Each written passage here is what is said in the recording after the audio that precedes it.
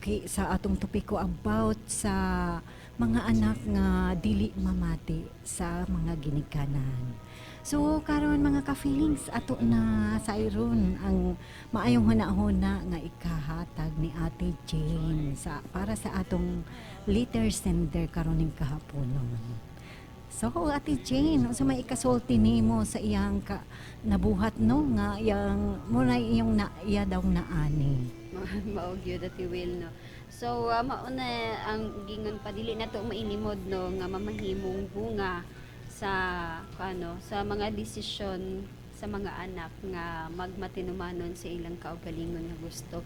Actually mga ka-feelings dili man ingon nga tanang nga pagdili sa ginikanan sakto kay naaman say pagdili sa ginikanan nga imbis kaayuhan ang imong purpose gidilian ka murag gihikawan ka mga ingana kana siguro nga mga instances pwede ka nga magtuman pero kung ing-ani nga kahimtang para parihas atong letter sender no nga para unta sa iyang kaayuhan ang tumong sa ginikanan pero nagdumili siya nagmaghay ambot nga no pod no nga every time nga naata sa ingon pa urot-urot nga mga pagbati kung unsay mga pagtambag sa mga ginikanan unsay mga pagdili or unsay mga pag-share sa mga ingon pa nag-gather or nakuha nga mga impormasyon nga dautan na mahitungod anang tao nga atong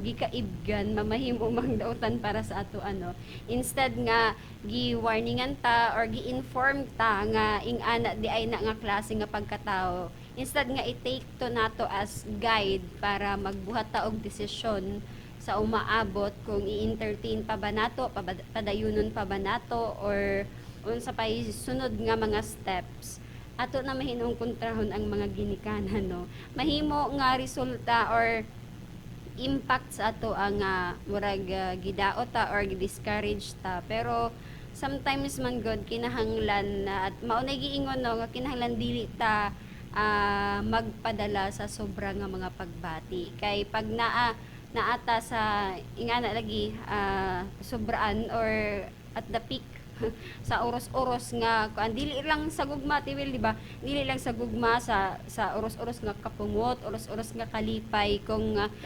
magbuhat ta og desisyon or mukabot tag desisyon nga naata dinha nga mga pagbati panigurado gyud nga naay mga lapses kung dili man galing totally palpak na agi mga lapses nga mahitabo so hopefully maunay mahimo nga sa na-mention sa atong letter sender kapanaminan or kapanag-ingnan sa mga gusto nga musulod sa lain nga chapter sa ilang kinabuhi about aning mga gugma-gugma mga relationships manghinaot mi no nga if ever maabot sa punto nga naamoy ingon pa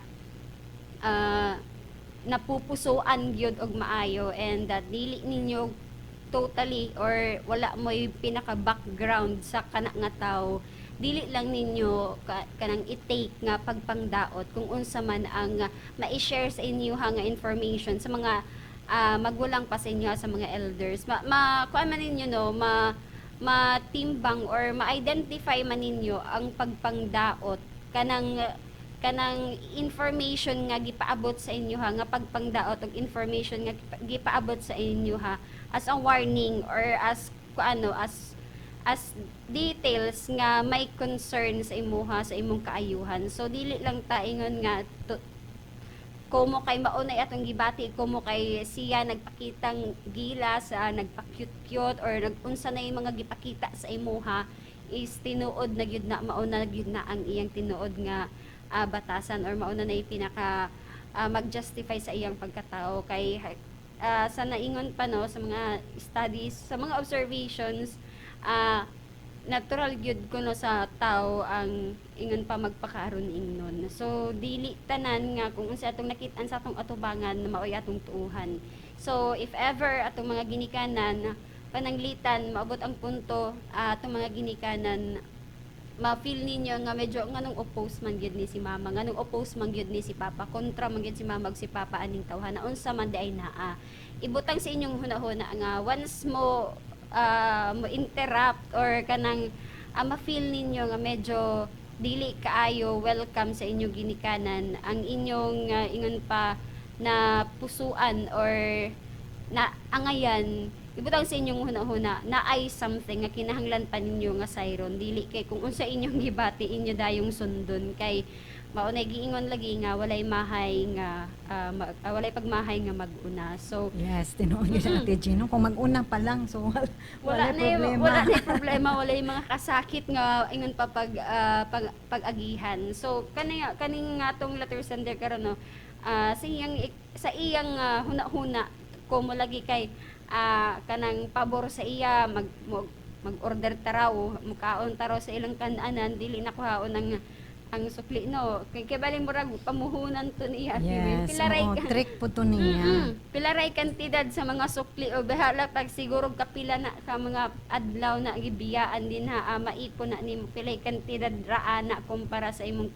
kagawasan sa nahitabo sa iya mura man siya piniriso Ate Will Yes, pay oo. piniriso no wala siya nabuhat nga sala pero napugos siya nga magpabilin din ha nga lugar gihimo pangyaya mayo na lang gani kay ang mga bata sa katong iyang tabanan iyang giubanan nagbaton pod og utang kabubuton sa iya sa iyang pag-atiman sa ilahang tun nga nagdako no maora poy ingon pa ni tabang aron makalingkawas siya sa mga kamot sa katong iyang giubanan nga si David. Yes. So mauna mga ka-feelings no ang angay nga eskrementaran dili ko mo nga gi-interrupt ang atong mga love affairs ingon pa ang atong mga gugma-gugma din ha is pakialamero or hilabtuno na atong ginikanan na ay mga butang nga sa ginabalik-balik na namo diri no nga kita isip mga anak isip na atas sa ing ana nga mga pagbati murag mabulagan ta di nato na makit-an di nato na matan-awan pero sa parte sa mga ginikanan sa mga magulang sa mga iyaan uyuan nga nag-agi na o syempre medyo feel nila nakarelate sila sa ing ana nga mga diskarte murag susama sa ilang kaagi kanhi di gyud nimo sila mapugngan dili nimo malikayan nga mo kuan gyud sila no kanang medyo mo sulod or mo kuan sa imong relasyon or sa inyong ingon pa closeness duha sa kung kinsa man gali ng imong kalambingan din ha or tawag pod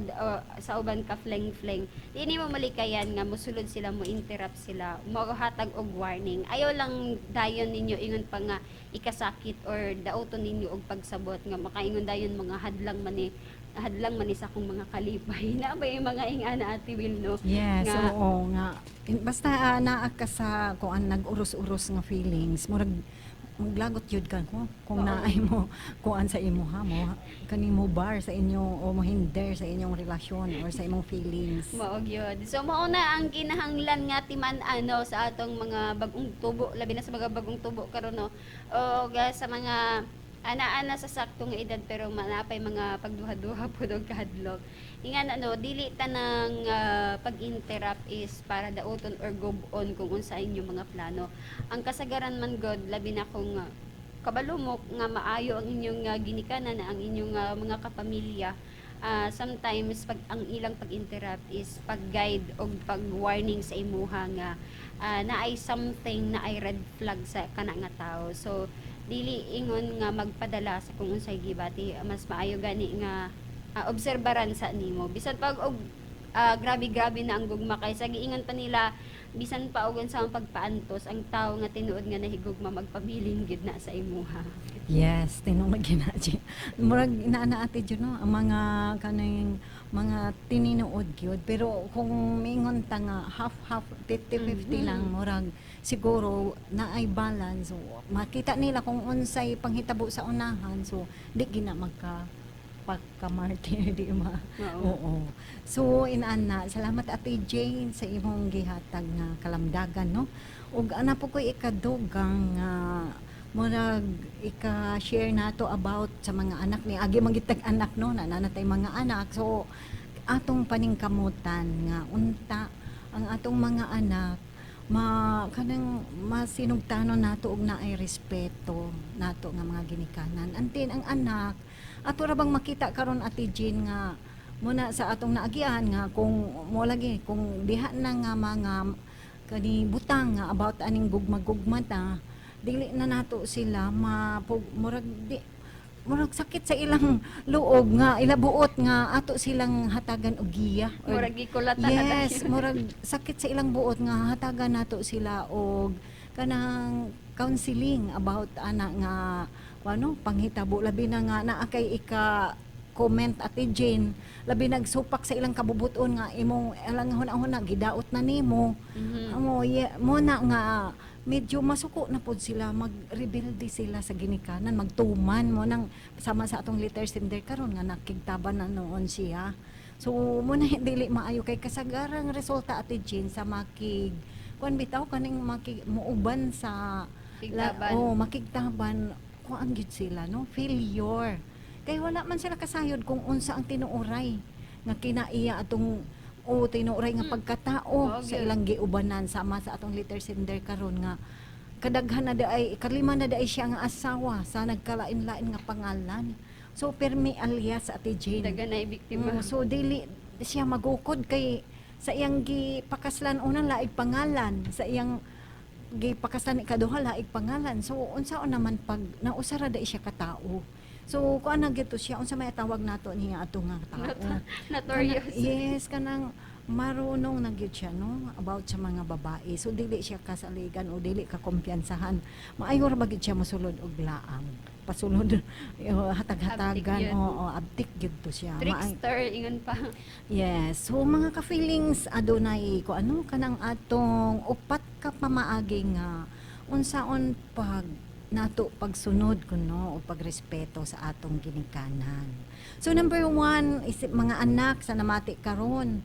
So listening to your parent. So aron dili ka mahitumpawak sa kadautan no, magiyahan ka so pamati gyud kung unsay isulti sa atong ginikanan kay tagsaray ginikanan siguro Ate Jane nga mo hatag og tambag sa anak nga dili makaayo.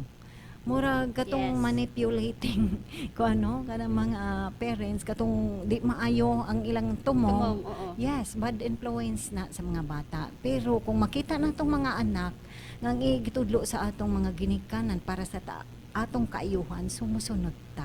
So number 2, talking to your parents. So kung unsay imong kuano maayong hunahuna or mga plano kung unsay isulti sa imong ginikanan, so istoryahe kung unsay imong reaction bitaw Ate Jean kay naman koy uban nga anak nga walay reaction pero nagkuan day na day Nagtanom na to. yes nagkutob-kutob na day sa dughan gitan gi usa gani kanang naara gi kanang tanugan. Gitaguan. Oo, dili na maayo nga murag mo backfight na noon. 'Di ba? Daghan mga anak Ate Jane nga mo backfight sa ginikanan. Labi na gid sa mga inahan. Magyaw-yaw ang inahan to, nagyaw-yaw pud siya patalikod ang anak. Mhm. So di na nato malimod kay ato na no ato nang nakita sa realidad. So number 3, disagreeing respectfully. So pwedeng man ka makiglalis sa imong mama or papa. Pero sa kanang pinaagi sa kuan gihapon Ate Jane respeto. May So, pagtahod yes, hapon. pagtahod gihapon kanang ipaagi gihapon sa istorya lang. Tinuod nga nakiglalis ka wa ka ni uyon sa iyahang mga suggestions. Pero imong ipakita ang imong hunahuna, mayong hunahuna pinaagi sa mga rason nga maayo dili kay singka-singkahan ra nimo imong amahan, inahan. Ang inaanak bitaw Ate Gina ay mga anak inana nga imong istoryahan o dili mga maayo nga makanang makasakit sa ginikanan. So dili na maayo isip mga anak. Ihatag nato ang respeto kay makagaba kuno ang ginikanan. So tinuod siguro Ate Jane kay nakautang gud ta nila og kinabuhi di ba na kulang ta og paghatag og respeto so naasiguro gyud karma. So pag kita na pod ang mahimong ginikanan so didto nato makita ang atong mga nabuhat isip sa mga anak sa atong ginikanan murag ang atong ipakita nimo kung unsay imong nabuhat sa imong ginikanan nga kanhi. So number 4, understanding and appreciating your parents. So kinahanglan nga atong sabton-sab ang atong ginikanan kay tungod siguro sa kadaghang problema sa ilang mga stressful nga trabaho So ato silang sabton kung usahay sila maghatag og kasuko kanato or kana bitang usahay makasingka or makasulti og dili maayo. So ato sila gihapong sabton hatagan nato sila sa atong kaano nga nang pagrespeto gihapon dili ta magtubag-tubag. Kay kung motubag ta pinaagi sa kanang malumay nga pamagi pwede man kamo rason pero kanang maka-appreciate imong parents sa nga nadili pod mo liskuhag or kanang murag mo nagiingon nga mo init ang dunggan kanang makapainit hinuog samot sa atong ginikanan so dili na maayo so mga anak mas maayo gyud nga mamati ta sa atong ginikanan aron di ta mapariha sa atong later sender karon oo labi na gyud sa mga kababaihan nga mga anak nga kung naa gani isugyot o i-suggest sa atong mga ginikanan nga atong tan-aw makaayo nato so ato ning tumanon dili ta magtumano nga parean ng kanang mga kuan na noon nga makigtaban na noon Ate Jane kay ningon nga wala ka na angayi sa akong ginikanan so imong hunahon nga ang ginikanan experienceyado kaysa mga anak. So maura to mga ka-feelings ang akong gikadugang sa ato para sa atong letter sender karon nga si Nena hinaot unta nga nakahatag sab ni og leksyon sa ubang mga anak nga unta mabutang sa atong una-una nga wala gyud pagbasol nga mag-utna. Karon atong basahon ang natong napiling quotes for the day nga gikan sa sulat sa liveboldan.com gikan kang Paul Martens nag-ingon, stop breathing about past decisions. They have provided valuable wisdom. Go forward without fear or regrets. So Ate Jean, gamay lamang nga pahalapad sa atong quotes for the day.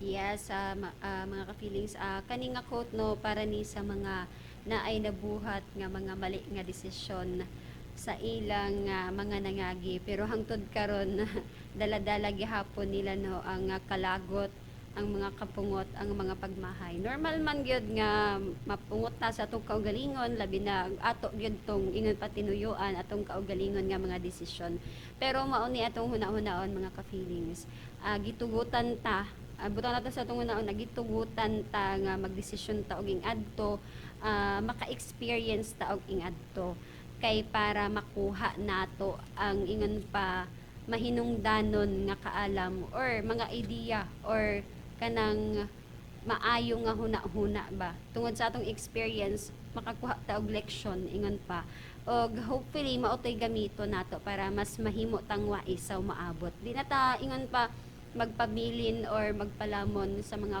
kapungot nga atong sa mga kapungot sa mga desisyon nga atong nabuhat dati kay bisan unsaon pa nimo og pagpuyo sa mga kapungot dili na nimo mausab ang mga panghitabo ang importante din nakatun ka nakakuha ka og pagtulunan og maotoy gamito nimo nga giya sa para makabawi ka sa sunod nga mga adlaw no sa future ingon pa at tubangon nato ang ugma nga tangtang na wala na ang mga kalagot og mga pagmahay para mas mahimo tang epektibo o mas wise pa sa pagbuhat pa og mga desisyon sa atong kinabuhi.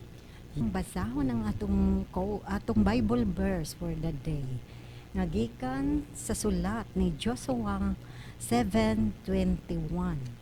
Nag-ingon, when I saw among the spoils a godly Babylonese garments and 200 shekels of silver and a wedge of gold of 50 shekels weight. Then I coveted them and I took them. So mga ka-feelings, nagpahinumdum na usap ka nato ang balaang kasulatan nga dili ta magpasulabi sa paghigugma sa mga kalibutanon nga butang kay mawala ra ng tanan no? Ang atong ipalambo nga kung unsay nabuhat sa Dios nga maayo para kanato ato ng hatagan og bili og dili ta maghimo og makasupak sa kabubuton sa Ginoo kay naagay panahon nga manukot ang Ginoo kanato. So mga kafu, wala naman tay igong oras sa pagpadayon sa atong panag-uban-uban mga ka-feelings handon nga lang umang adlaw ug uban sa atong ati sa kahanginan. Kini si Ate Jean. O kini si Ate Well ug uban sa atong control nga si Engineer Primo Flores. Salamat sa inyong pagpaminaw ug dalaygon ang Dios.